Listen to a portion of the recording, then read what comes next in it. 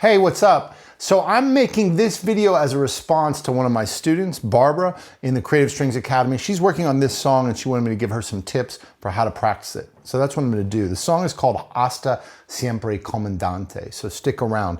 And if you want some resources related to what I'm talking about, make sure to subscribe for the free e-course. So first let's examine the loop. I'm just going to play the loop and let you hear what it sounds like. So we have three chords, A minor, D minor, E7. And it just repeats over and over. So if you listen, the bass just plays A, D, E. Basically just playing the root. For the inner voices, something like that, right? So one of the first things I want to talk about is looking at those chords and working on the voice leading. Now in the Creative Strings e-course, I have a diagram that'll help you work on this. But basically you want to start with each of those chords and make sure you can play them in root position. And then you want to be able to play them in all their inversions. So A minor, D minor, and just E major would be fine. Once you can play those in all their inversions, in all positions, then you want to be able to play them as triple stops like this. This is just A minor. And then D minor, E. I call those spread voicings versus your close voicings. Once you can do the close voicings of the arpeggios and the spread voicings, then you want to start to put them together. So if I put it together from A minor, from the lowest voicings in A minor, then we have A minor, D, and then E. And then we have A minor, D minor, E. And we keep going. That's your close voicing, then we want your spread voicing. So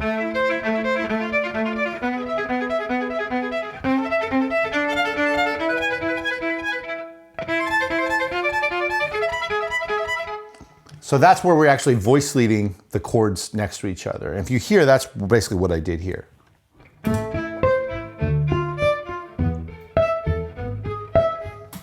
So you want to work on that first, and the easiest way to do that, I give away something that'll give you a diagram and help you work on that voice leading.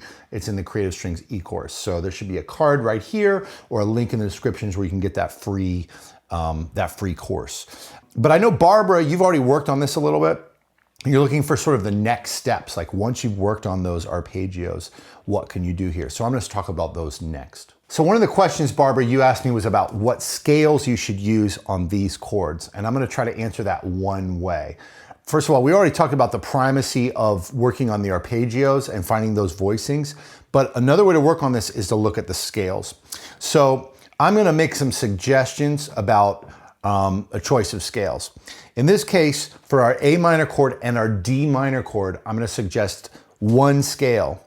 And that scale is A natural minor.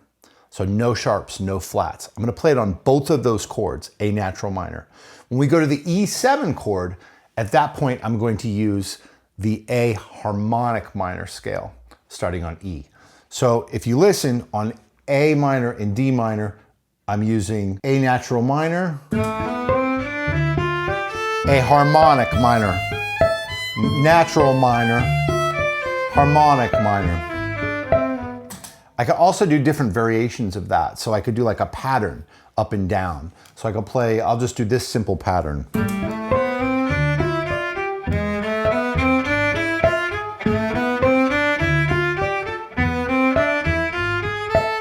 So I'm just going between A natural minor and A harmonic minor. Another way to think about it is just to see the key signature of no sharps, no flats, and then of just G sharp.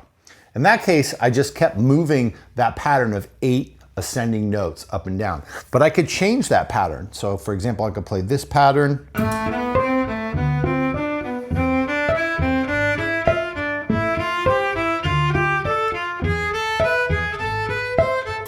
Right? You can take any kind of patterns like that that you want. I'll give you one other option.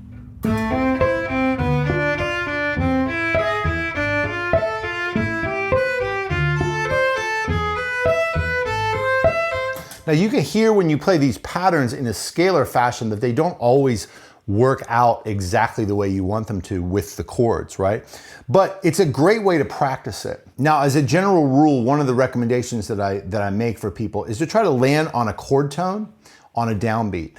This isn't necessarily like a real rule of music, but it's a great way to practice. So what you'll hear is that I'm going to try to land on chord tones, and I'll start by just showing you like a sketch, only using chord tones to create a melody. So that's my sketch. Now I'm going to fill in the blanks.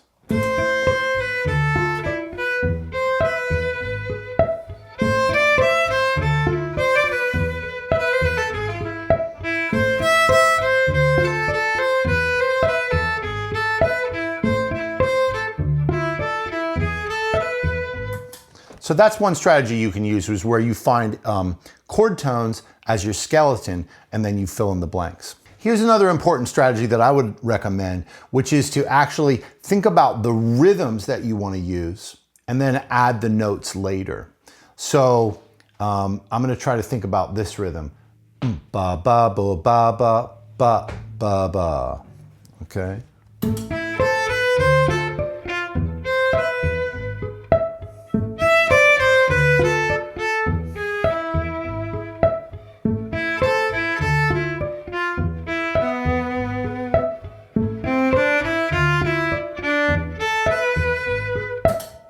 And you can take a lot of time just working on that and varying that rhythm. Let's try a different rhythm.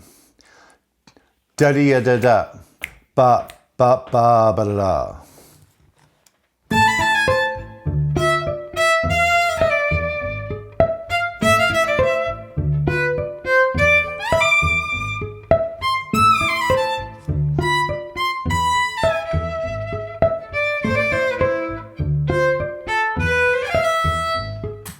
Now here's another great exercise that I like to try, which is to play constant eighth notes or constant 16th notes.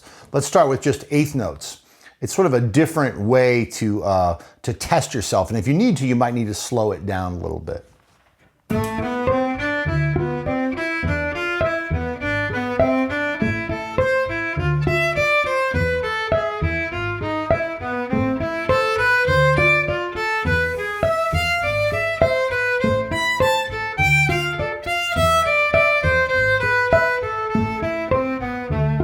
So if I really want to test myself, I'll do 16th notes.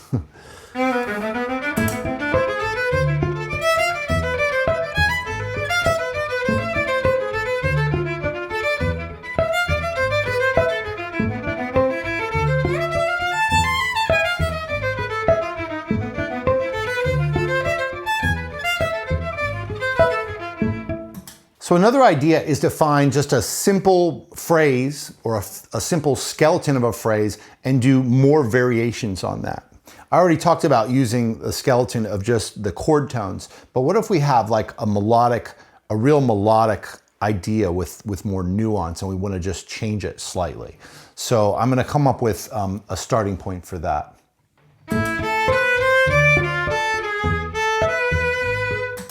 So that's my starting point. And now what I'm going to do is I'm just going to play it over and over again, but make tiny little micro changes.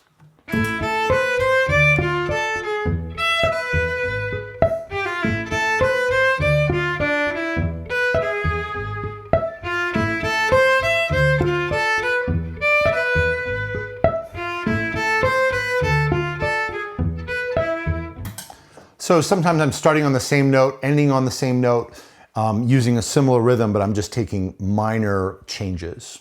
So here's some other strategies you can use.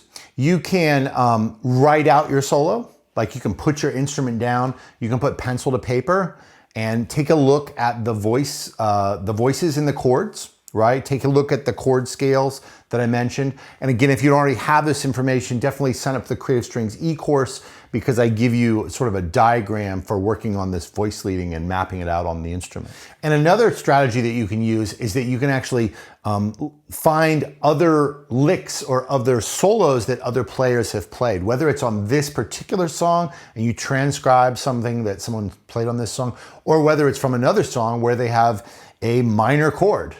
If somebody played, you know, some idea on a minor chord, you can transcribe that, and then you can put it over this A minor chord, you can put it over the D minor chord, or you can find something they played on a major chord and you might be able to play it on this E major chord. The one thing to bear in mind in this song is that when we go to the 5 chord, the E chord, it's resolving to a minor.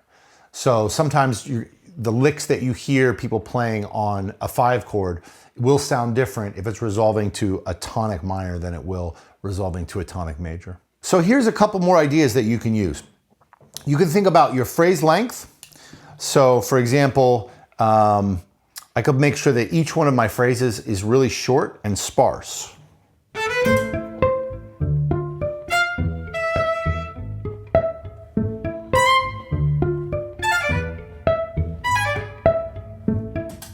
I could play only long notes.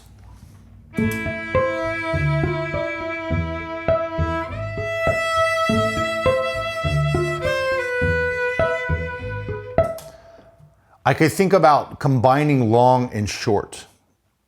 Just thinking about that might give me some ideas.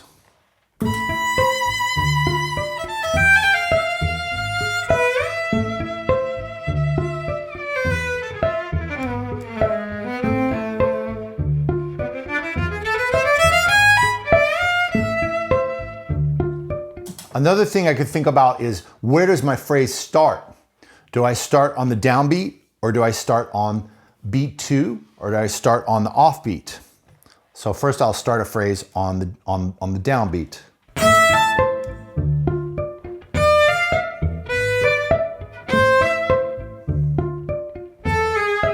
Now I'll start on the offbeat.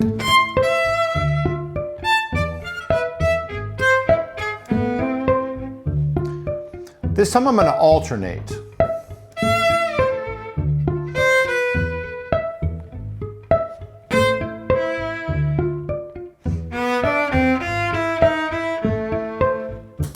So just thinking about these different types of algorithms can really help. Other things that you can use are like different techniques. So I might use pizzicato, might use tremolo, harmonics, string crossings. Also thinking about register changes, playing high, playing low, playing ascending phrases and playing descending phrases. These are all things you can experiment with so that when you're designing your improvisation or designing your arrangement or your composition, you're thinking about these as devices that you can use. If you think about the framework more, such as I'm going to play short notes and then I'm going to play long notes, I'm going to play ascending lines, I'm going to play phrases that start on the offbeat and then a phrase that starts on the downbeat, and I'm going to use this rhythmic figure and I'm going to micro-improvise around this idea. If you think about these structural points, that is going to give you more ideas and more stimulation and more inspiration when you practice. And when you do practice these ideas, you should record yourself and you should listen back. And then you should listen back and really take notes about what you like, why you like it, and what you don't like, and why you don't like it. So Barbara, I'd love to get your feedback on this. And for anybody else that's checking this out, make sure that you get the free e-course, the Creative Strings e-course, because we do have some great resources from you there. Or if you want, try out a free trial at Creative Strings Academy, and you can get personalized feedback via videos like this one. Thanks a lot.